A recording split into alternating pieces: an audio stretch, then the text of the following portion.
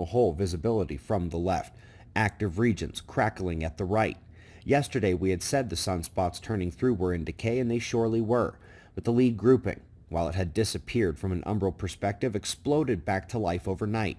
Hello. Feel free to keep right on turning to the far side before you erupt there, big guy. Solar wind here. Let's start with purple and green at the bottom. Plasma speed and temperature. They were descending, but shot back up to a plateau in the middle of the chart and over to the right side. That is the faster, hotter coronal hole stream, and it's of mild intensity only. Above that, in yellow, the density jump that happened just before the faster and hotter particle signatures below is the slower solar wind bunched up out ahead of the faster stream, like snow on a shovel blade, and it always impacts right before the faster stream does. Up in blue, the phi angle, the magnetic angle of the solar wind, and sector magnetism flips when the density shock arrives, or sometimes even a bit before. Up in red and black is the overall magnetic disturbance to Earth. The negative numbers are more impactful to the Earth, and so with the initial density shock bringing the largest deviation in red and black up top, be not surprised that the geomagnetic disruption from this impact was brief, minor, and waning back now as the stream has plateaued.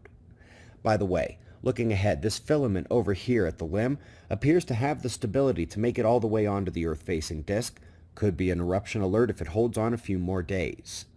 We're going to head over to the articles next, where we start with the thermal anomalies of Pakistan and their preceding large earthquakes there. This is directly related to the outgoing long-wave radiation factor we use, but can also be accomplished with just normal surface temperature surveying. Either way, this vector is the third of the location forecasting pieces we use in the model. The man who really started the electroquake thing long ago, and who took as much flack as anyone, is Sergei Polinets. He leads a new group of electroquake scientists in investigating how to use the global electric circuit to see the pre-seismic signals, which is of course what we do with the pressure cells and electron anomalies in the atmosphere. Up next, this one seeks to find which models predict the scariest stuff in climate change.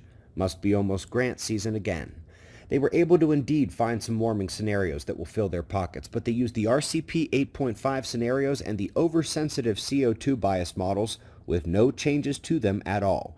So to put this another way, if you don't fix the known bias and oversensitivity to CO2, and then you use the scenario where we pump unrealistically high CO2 into the air, yes, you can make it look like the planet is going to get very, very warm. A happier climate science note here as Zhao's latest hit MDPI, and this is a name we see a lot in our book.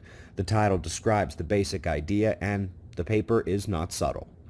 Okay folks, this is yesterday's top story, and it was about the polar mesospheric summer echoes and how they are increasing. And since they are driven by charged dust, the best explanation is that Earth's weakening magnetic field is allowing more charged particles in, which we know to be true already, such as to be more available to charge the icy dust. But something else hit me when I was reading it, and I was so infinitely in the mental process of it, it was premature at this hour yesterday.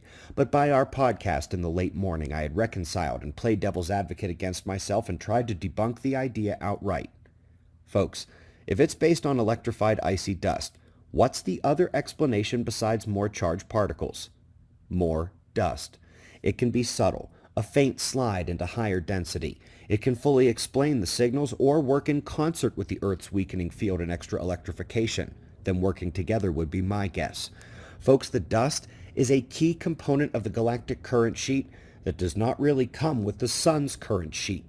In the solar system, photoionization and solar wind have cleared the dust mostly clean, but the interstellar medium is like the trash can. Same for the nova dust and the dust that never made it into any other star system. Attracted to the galactic sheet, like a Swiffer static duster in space, and it delivers one of the two nova triggers that come with the galactic sheet to the sun. One of the predictions we have made is that as the sheet overcomes the system, we would begin to see slight increases in space dust. This may just be the start.